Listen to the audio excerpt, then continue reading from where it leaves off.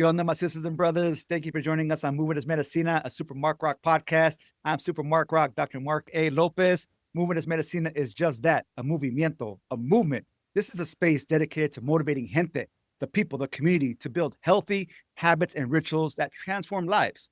Each episode, I sit down with dope, educated individuals, my hermanas y hermanos, to explore their active lifestyles, mental well-being strategies, and the brilliance they carry every single day.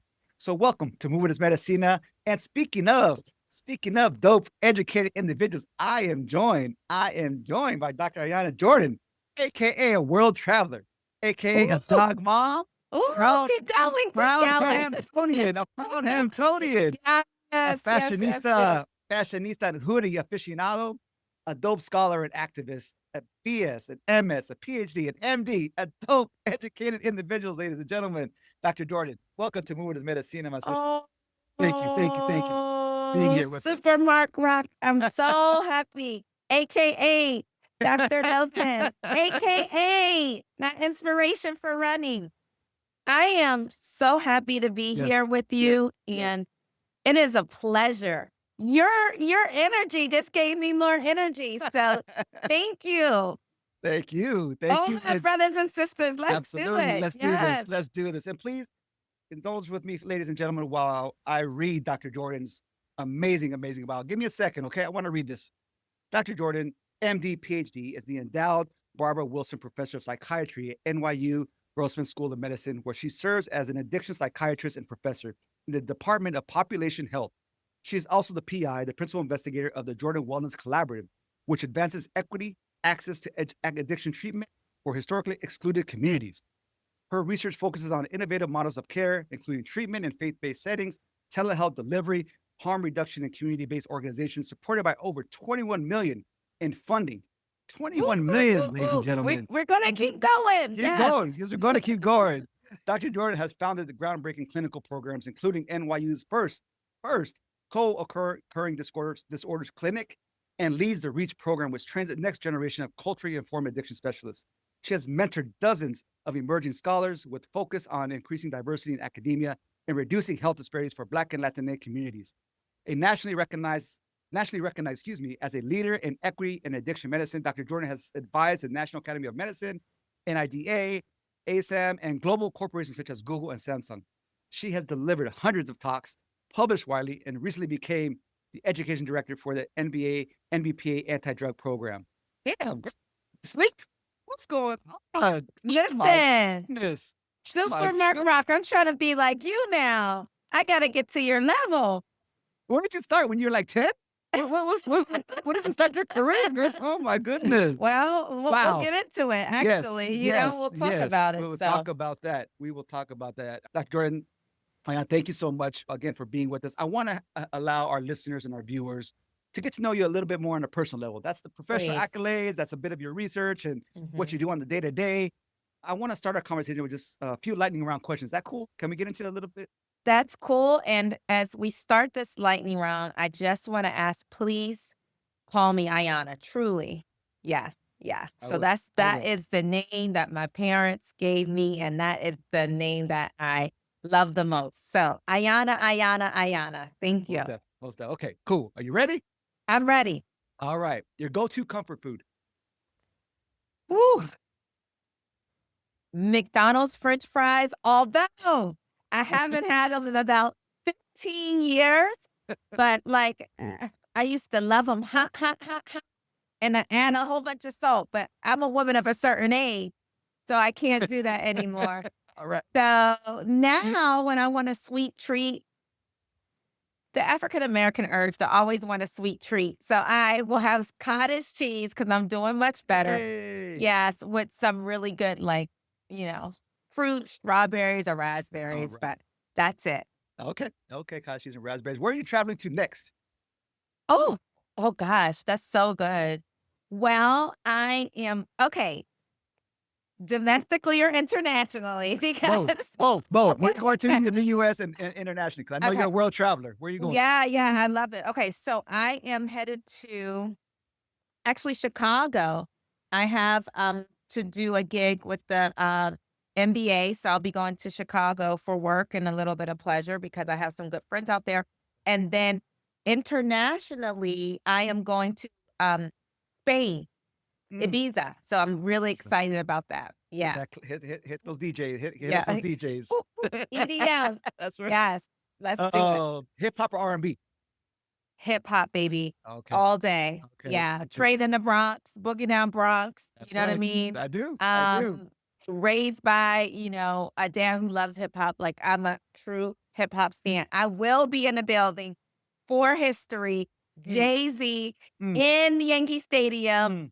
I'll be there. Can't miss it. My goodness. Can't miss it. Can't miss it. Can't miss it. All right. Here's a little tricky one for you. Michael B. Jordan in Creed or Michael B. Jordan in Sinners? Let me tell you something. Now you talk about my husband. Now you already know. I posted him when he won his award. So, my man. All right. I'll take him in any way I could get him.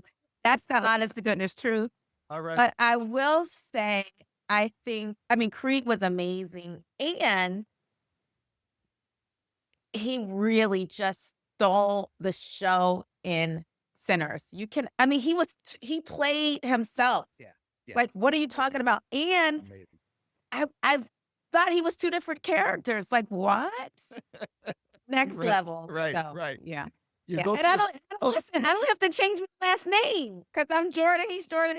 It's all good. all Yeah. good. All right. All right.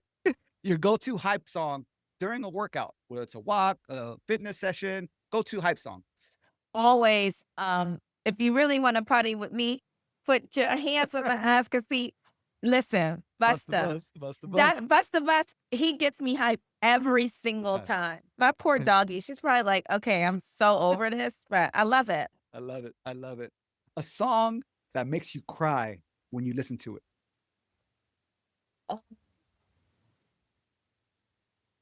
That's a good one. Honestly, Dance with My Father again. Because first of all, Luther. Yeah. There ain't no, all you gotta say is Luther. You already know, right? And I miss my dad so much. I lost him in June. It'll be 3 years. I can't imagine. But that was my best friend and really helped me develop into the woman that I am today. So anytime that comes on, Dance with My Father again, it's just sure to be tearjerker. Yeah. Amazing song. Love it. Yeah. Amazing song. Thank you for that. And lastly, in this lightning round question, Ayana, your favorite hoodie? Awful. Now this is hard. Okay, we're going so fast. All right, I'm glad we're going to slow it down soon because you know I love a good hoodie, and I cannot wait to get my Movement Es Medicina hoodie. We're moving, honey. So I love it. So excluding that hoodie, okay, my favorite hoodie that I own probably has to be something that's like, don't be fooled by these multiple degrees or something like that. Because listen, I have all the things, right? BS, MS, MD, PhD, but baby, don't be fooled. Okay, catch me outside. Don't talk to me crazy. Talk to me nice. Yeah. I love it. All right. You can take a deep breath. That's it, a lightning round. I appreciate the responses. Again, the opportunity for our listeners, for our viewers to get to know Ayana Jordan a little bit more on a personal level. So I appreciate the responses, the thoughtfulness, and so resonate with a number of those responses. So thank you. That was good. It was, all these times I've done a podcast, I've never done a lightning round. So I love that. Yeah. Awesome. Yes, absolutely. So let's jump in. You cool? Let's jump in with the conversation. Let's do it. So you've dedicated your career to serving Black and Latinx communities in addiction care. What's your own identity and lived experience shaped the way you approach your work as both a clinician, but as well as a researcher? How has your own identity and lived experiences shaped that? I always say that I'm a child of the community and that I can't take care of the community if I truly don't love the community. And so when I think about the communities that really raised me and shaped me into the woman that I am, automatically I think of my hometown of Pittsburgh, Pennsylvania, the Hill District that was a predominantly Black neighborhood. And then the second really like coming of age environment that shaped me was the South Bronx. Mm, And all of the aunties there and the Tias and the Tios who really schooled me mhm, and showed me what it was to accept me fully and also teach me a lot about community and care, right? I always say I'm so grateful that I did my psychiatry rotation in the South Bronx because I was surrounded by many different Latina communities that showed me, like, listen, the medicine is in La Familia, mm, right? And so that really, really shaped me. And so when I began to see that real absence of culture and the way that these folks were being taken care of. I'm like, oh, this is not okay. Why can't they bring their abuelos into the mhm, space, right? mhm. That's right. Why can't we um really celebrate someone's quinceañera even if they're on the inpatient unit? These are the things that we have to change because we don't want to operate out of a white culture always if we are minimizing those of other cultures. So, anyway, that is why I dedicate my career to those communities because those are the communities that raised me and loved me and showed me that there were other ways. And also, that culture is just as important as traditional treatment.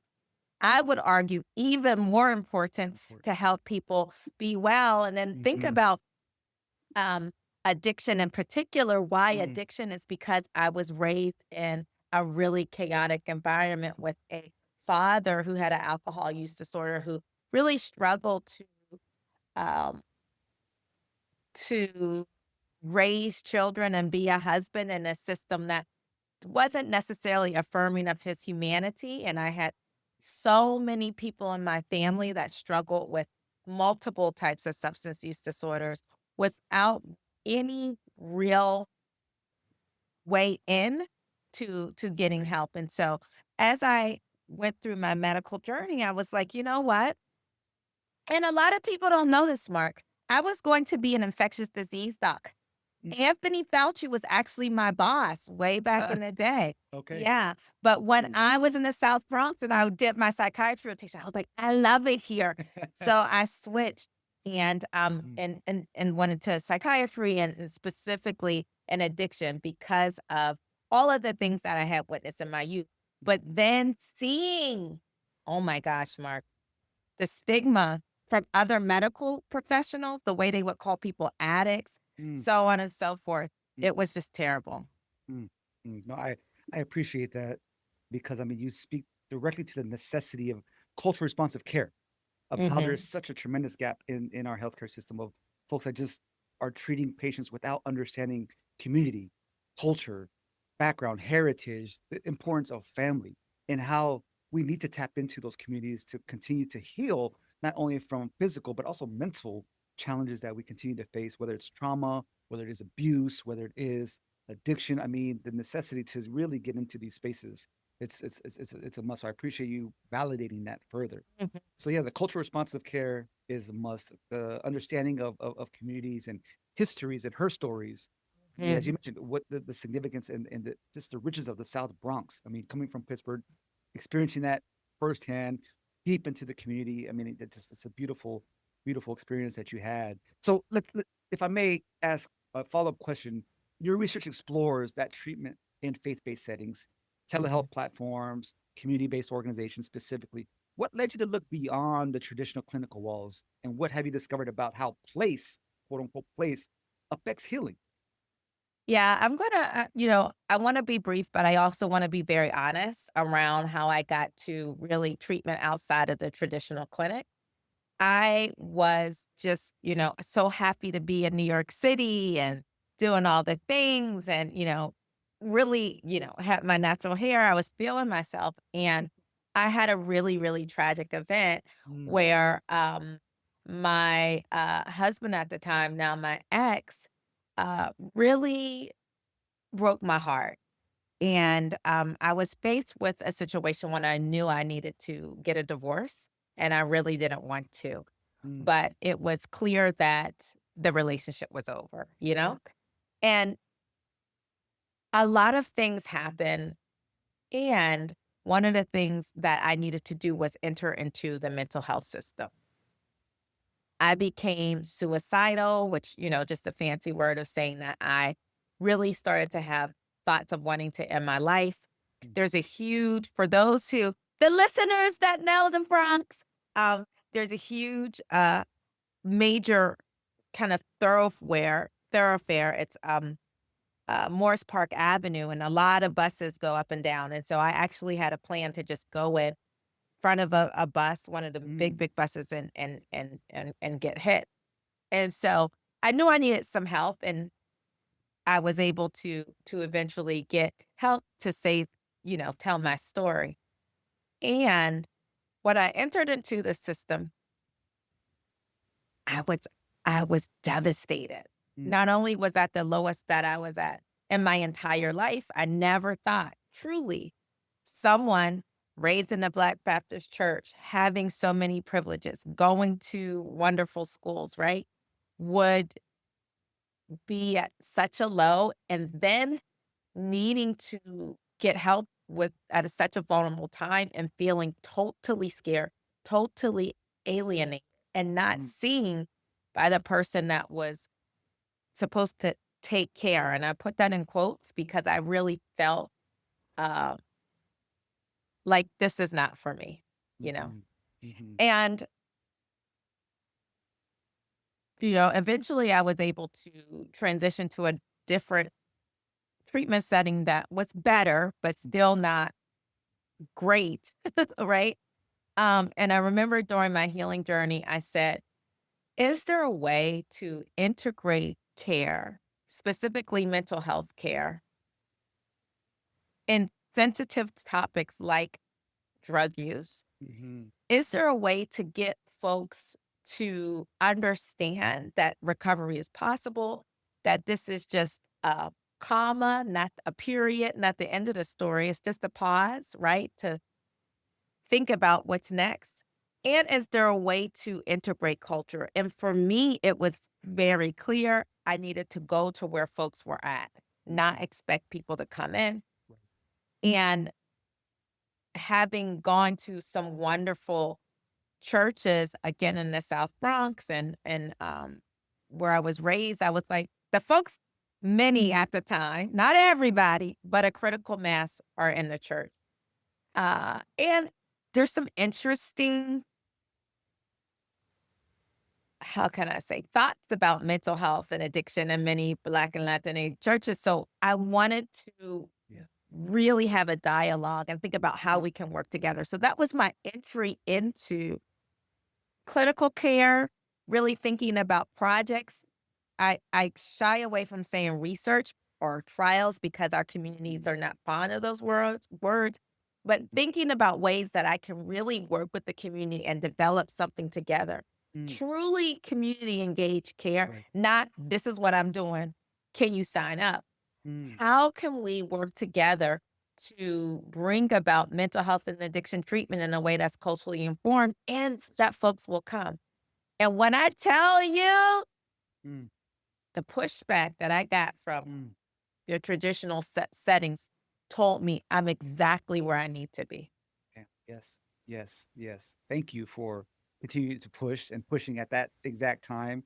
And first and foremost, for your vulnerability. Thank you for sharing that, Ayana. Similarly, just went through a very dark period of myself where it Oh, gave birth with no intention that I set out to start my wellness journey, quote unquote, but just needing to find joy again in a yeah. dark period of my life. Like, what in the fuck is happening What to is going on? what is Yeah. going on? And very dark thoughts, suicidal, yes, and wanting to take my life, yes, and just missing that joy from my life.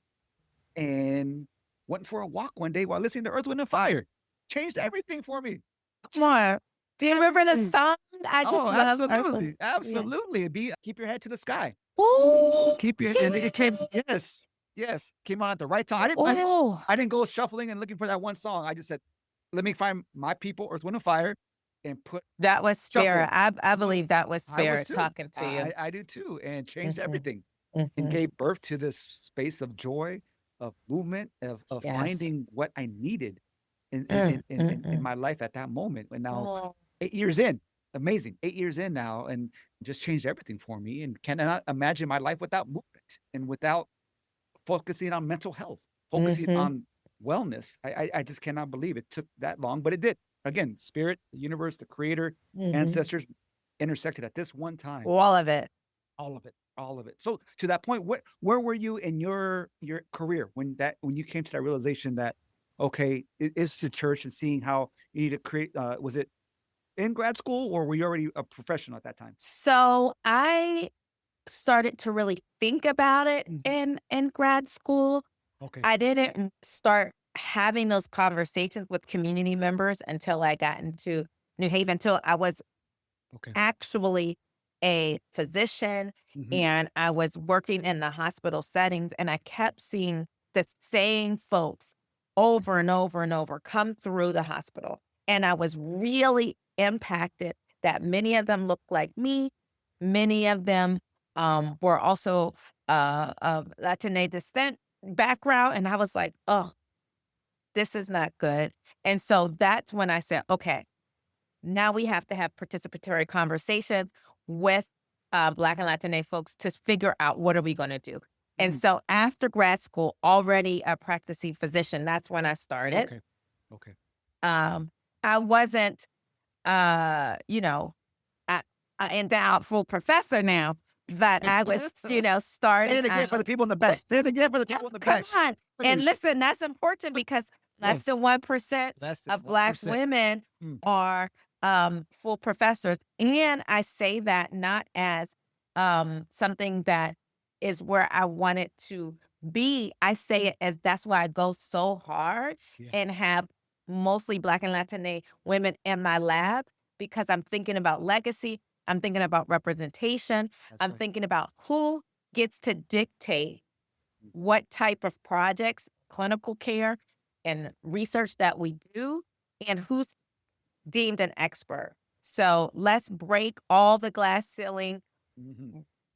leave that door wide open. Wide open. And, I really, really want to uplift my brothers and sisters that, have a shared experience. So, Yes. yeah, that's kind of where we started. And then, after those participatory conversations, it was clear. They stated like both Black and Latinx communities were like, Dr. Jordan, we don't feel safe coming to the hospital. We don't feel safe coming to clinics.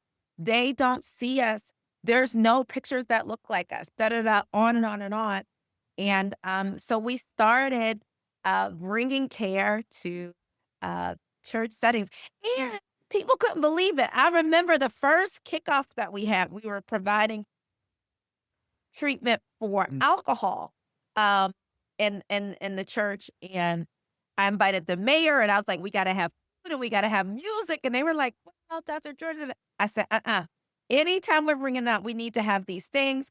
We need to dance, thinking about movement as medicine.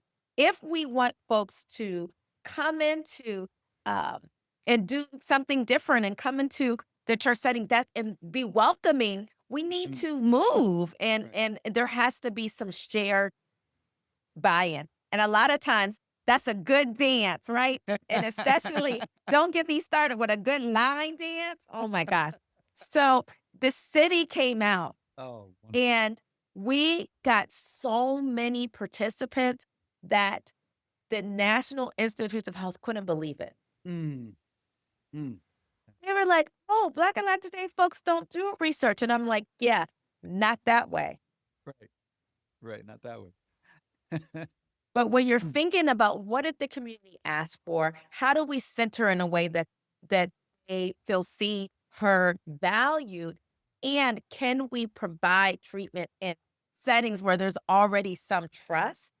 We were able to show not only do people come out, they come out consistently for alcohol treatment, and that in just a short amount of time, they were able to reduce their substance use, but more importantly, they felt better about themselves. So we do an ethnic identity measure, which just says, what is it about your particular ethnic identity that brings you solace, joy, all these things? And over and over, it was like being with community, feeling good about myself, having a strong sense of identity, right? And so this is what we want to do, making sure things were in Spanish, making sure, there were folks Look that at looked that. like them on the wall. Like, Look at that. Mm-hmm. come on now, y'all, Mhm. right? Mm-hmm. Having folks that are providing the treatment that look like you. And so Yes. we were able to train what we call CHAs, or church-based health advisors, that are reflective of the communities to actually provide the care. And so it was really awesome. And then, okay, one more thing, and then I'll stop. Please, please, But I please, gotta keep going, then I'll stop. please. Is, you know what, Mark, was really cool is we were able to not only provide the treatment in the church setting, having the church-based health advisors that are reflective of the community, but also allowing at the end of that project, when folks were able to come consistently to get treatment at the church, we were able to give them certificates and invite folks to see them, not as somebody that misuses alcohol, not as an addict. I will never use that word, but this is what society says. But as someone that has mastered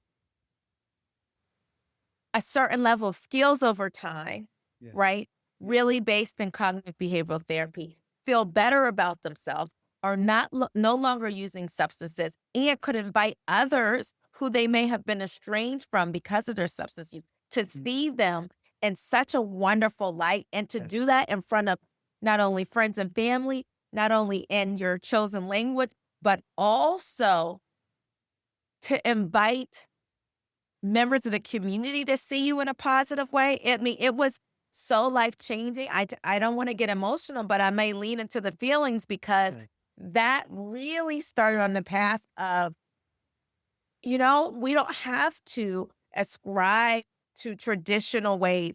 Innovation is in us.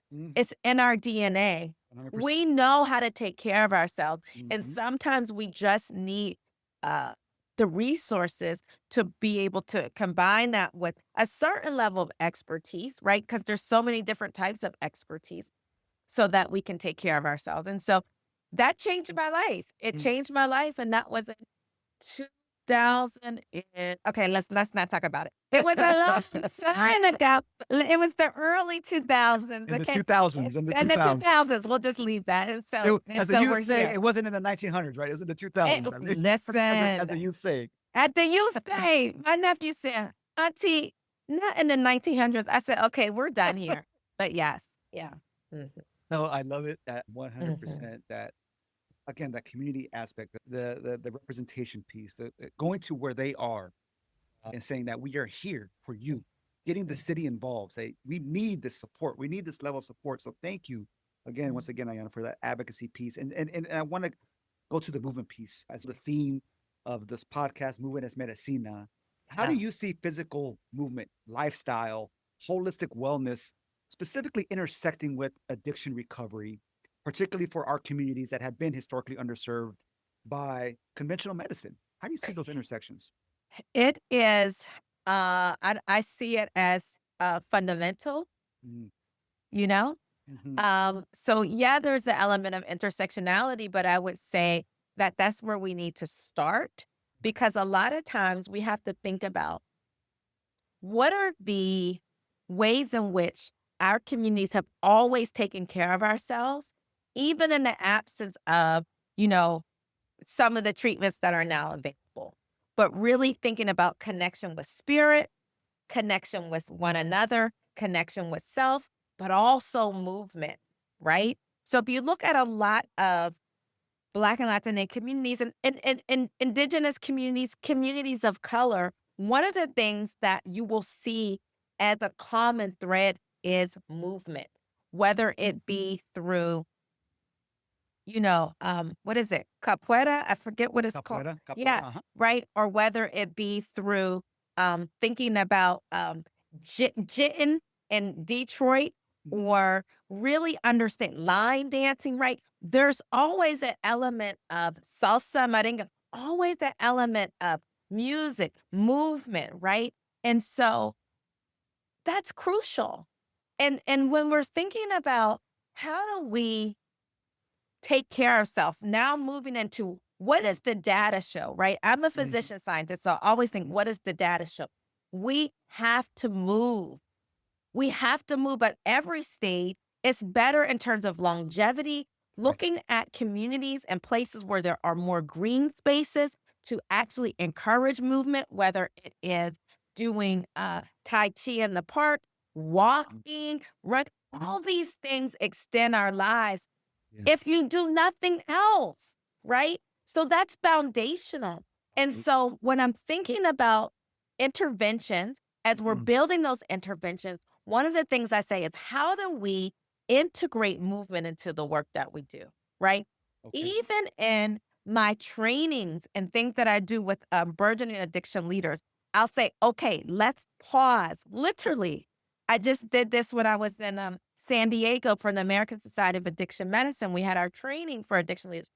Let's get up, let's move our bodies, Mhm. right? So we have to understand that decreases cortisol, right? That Yes. increases serotonin, that Mm. increases dopamine naturally. Naturally.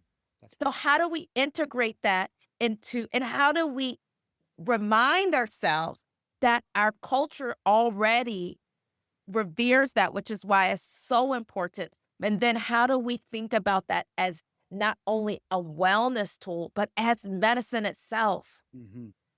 It's not, you can't have one or the other. It goes hand in hand.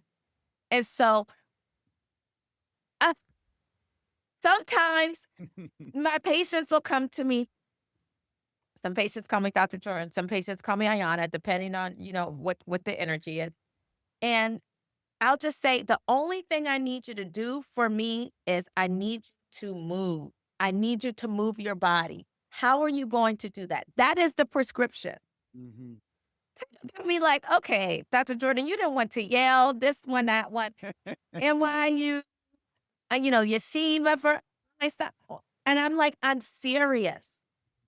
And then when sometimes my colleagues will look at me because they want to have a psychiatry consult, and that's what I say in my note, I will then hit them with the New England Journals of Medicine, JAMA, Journal of American Medicine, to show that movement is medicine. It doesn't mean that it's sufficient, but it's necessary. Yes. Yes, absolutely. I mean, there are numerous, as you mentioned, the data shows time and time again the benefits for longevity, for the serotonin, the dopamine, et cetera. There's natural elements that we can get from a simple walk, some movement in the garden, a Yes. simple, yeah. I Just mean, whatever, dancing, just dancing in your yeah, living room. exactly, exactly. When you And eat, get up and take a walk right after. Like, these yes, are things that we have to get back to the basics. So that's what I mean when I say foundational. mhm, And so, Mark, when I met you and I was like, oh my gosh, and I learned about your platform, and then I was so honored when you asked me to come. I was like, oh, I hope he asked me, but I don't want to be forceful. I'm working on being more humble. And so here we are after so many, rescheduling on me, guys, but I'm here.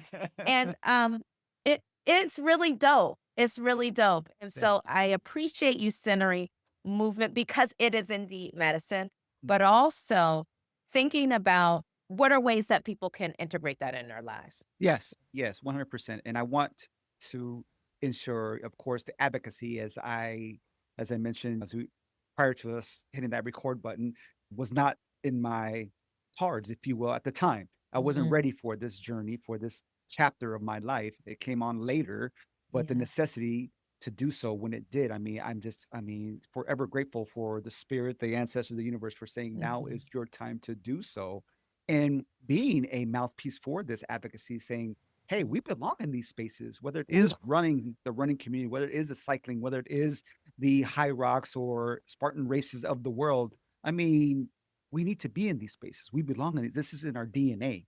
We've been Yes. practicing these wellness strategies for generations, right? For generations. Literally centuries. Oh, Oh, and I love that you say that because I'm gonna be honest. please. I oftentimes in these more like curated or organized spaces of movement, like running, cycling, hiking, they're so overwhelmingly white that I don't know. I just feel like an outsider. So when I see you and Wendell and others running marathons, I'm like, oh gosh, is this something that even I can do? And I'm not sure, but what I tell you that motivated me is I can start with just the 5K. I can start small, but also to your point is like I'm deserving of this Mm. and I can be in these spaces. And so one of the things, and this is the honest to goodness truth from when you were at the New York City Marathon, and I was like, wow. I mean, I got so emotional, right?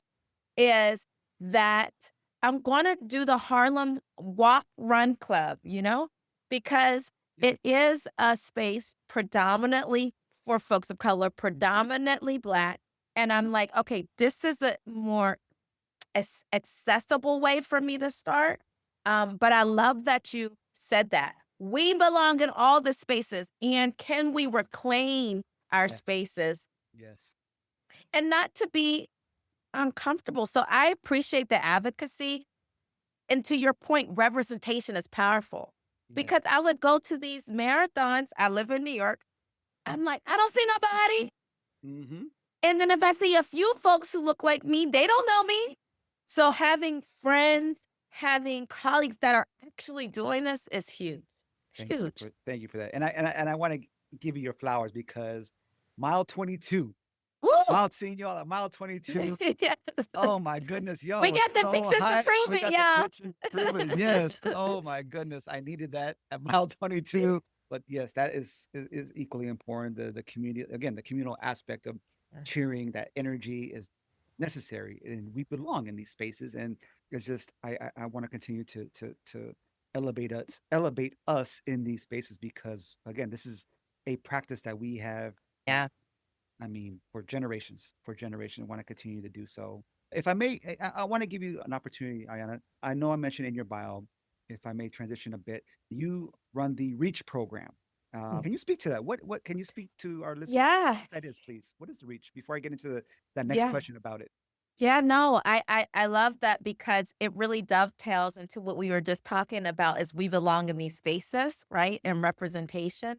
Um, and it's harder to be something if you don't see it. And so when I started off my career in addiction, I had finished up the fellowships. I was like, okay, but literally I would go to these conferences. I'm not exaggerating. There were no folks of Mm, color. I mean, mm, not even like an Asian brother or sister, like no folks of color. And mm, so I said, we got to change that because no longer was it just if you build it, they will come, which is important, thinking about treatment in non traditional settings. And I had started that work with the community. But now it was who was going to provide the care. right. And so that it really was placed on my heart that there has to be a training program. Number one, that addresses the real structural oppressive forces of finance. A lot of folks of color do not go on to have more specialty training because they can't afford it. They have to work, right? And so I set off to really develop a program specifically focused on historically excluded, racial and ethnic minoritized scholars, doctors, um, physician associates, advanced nurse practitioners, right? Interdisciplinary care, folks who want to become addiction leaders, but never had the opportunity, or maybe money was a barrier. And so in the first iteration of the program, we provided scholars with all of the support and money in Mm, order to engage in a year-long program. And it stands for Recognizing and Eliminating Disparities in Addiction Through Culturally Informed mm, Healthcare, REACH, right? We created this curriculum where no matter where they are across the nation, that they could participate initially in person for 1 week only, and then we shorten it to 3 days because people got to work. But then a virtual curriculum every month where people were able to learn around how did we get here? Why are Black and Latina folks more likely to have negative health outcomes because of substance use, even though they use substances less? Because the media would have you think that Yep. we misuse substances more, and that is not the case. But we have more negative problems. Mm. So why is the system set up this way? What can we do better? Et cetera, et cetera. How do you take care of yourself? How do you integrate movement into medicine, right? All of these topics that they'll never learn in professional school, graduate school, whatever, we were doing in Reach. And it was just a success. Now I will say we are in year 7. Hallelujah. Yes, yes, Yes. yes. And when you go into an addiction conference, which is why I go to the American Society of Medicine, which is why I go to the American Academy of Addiction Psychiatrists, MRSA, all these things. I'm not kidding. If you see a person of color, they are probably a Reach scholar, Mm. right? And if they're not a Reach scholar, they know about Reach, and I'm saying, why didn't you apply? And if they're not a scholar, if they haven't applied yet, they're either a mentor or advisory board member. We are building a movement, pun Yes. intended, right? Yes, yes. And it's so awesome. It's so good for the spirit. One of the things that we start off is we give all respect to the elder. We ask people, who have you brought into this space with you? Mm-hmm. Who is your best mentor? I can't tell you how many of the participants talk about, grandmothers and aunties, tios, and just all of it.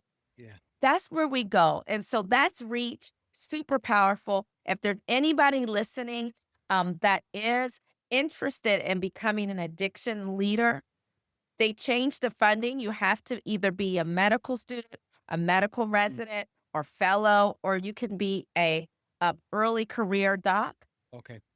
Please apply programreach.org. We have money. Oh, right. And we have a really awesome, innovative curriculum, and I'm really proud of the work that we're doing. Oh, beautiful. And that's programreach.org. Yes. Programreach.org. Viewers, listeners, please look that up ASAP. And if you know someone in your community, please let them know. Programreach.org. Oh, that's critical work. Thank you so much for sharing that. And again, I wanted the listeners and viewers to know more about that amazing work that you all are engaged with young and emerging practitioners and scholars. So thank you for sharing it. Again, listeners, viewers, programreach.org. Thank you. Thank you for that. So as I know we're coming up on time here, and I want to ask you, for those that are watching, listening, who may be quietly struggling with addiction, or who loves someone who is and who has felt unseen or felt failed by the healthcare system, what would you want them to know? That is not the end all be all. That's not the end of the road for you. That there is indeed help available for you. And so the next thing is, how do I find help? There's many different directories. One of the directories that I think is really good, that you can find all types of providers, is BPA, so Black Psychiatrists of America. That's a really nice place to start. Yes. They have many different providers, and then you can ask, hey, I'm looking for this type of person who specializes in addiction. So that's really, really nice. Another resource that's really good is SAMHSA. I will say still has, that's the Substance Abuse and Mental Health Services Administration, SAMHSA.org. They have a lovely resource where you can go by your state and put in addiction treatment, or go from what type of care you're looking for. I will say that I encourage people to ask for a provider or physician that looks like them. You can absolutely ask. Another wonderful resource that has many providers of color, therapists, all the way up to doctors, is Alma, Alma, ALMA. I don't get paid, but that's how I found my treater through Alma, right? I see every Tuesday at 8. Shout out to Dr. Duncan. And so there are resources, right? Therapy for Black Girls, LMSA, the Latino Medical Student Association, all of these places, and I am making sure that we cover them, have not only help for mental health challenges, but also addiction. And they are very much centered in the experience of racial and ethnic minoritized folks. I say that because we may be minoritized in this country, but really we're part of the global majority, Majority. in the Right. world. That's Yeah. right. Yeah. Majority. Yeah. Mhm. Yeah. So those are some things. The other thing I will say too is, and people do this all the time, I'm on LinkedIn, shoot me a message. Where can I send folks all the time. Go here, go there. What state are you on? Or what state do you live in? What state is your loved one? And send a few links. So at Dr. Ayana Jordan or Ayana Jordan on LinkedIn and on IG. Now, IG, I'll take a little longer because I don't always check my DMs because sometimes I'm like, y'all doing too much. It's too many DMs. So LinkedIn really is better professionally. So Dr. Ayana Jordan, and I'll comment. But if you're on Instagram, because I am on Instagram for fun and some education, Yes. is Yes. at Follow it. Dr. Ayana Jordan. Yeah. Thank you. And what's your faculty website? Where can people find your If you put in Ayana Jordan NYU, it comes right up. perfect? Truly. Perfect. Thank you. Yeah. Thank you. Because Thank you. the website is such a long URL. So Okay. Ayana Cool. Jordan NYU, NYU. you'll get to me. Yes. All right. Fantastic. Well, Dr. Jordan, Sister Ayana, muchísimas gracias for your time. You are No. you are truly sacred and a blessing. And I just am grateful not only for your time, but for dropping some science, legitimately, I mean, just for real science on our listeners and viewers, for our folks to delve into, for some things for folks to think about, to chew on, some amazing resources for not only that are happening today in real time, but for the future of healthcare practitioners as well. Again, I appreciate your time, your thoughtfulness into our responses and your advocacy. Thank you so much. Mi gente, please remember to recognize your dopeness. I believe we are dope educated individuals. Woo! Yes, Say it again. We are we are. dope, educated individuals. One, Amen and I say, yes. yes. Please like this episode. Give us some feedback. Ask us questions. You can find us at Movies Medicina on YouTube, on Spotify, and Apple Podcasts. You can do a search on moviesmedicina.com. Like this episode. Ask questions. Mi gente, thank you for listening. Thank you for watching us. Dr. Jordan, thank you again for your time. We'll see Thank you you for next time, mi having gente. me. Absolutely. Gracias, mi gente. Paz y luz. Peace and light.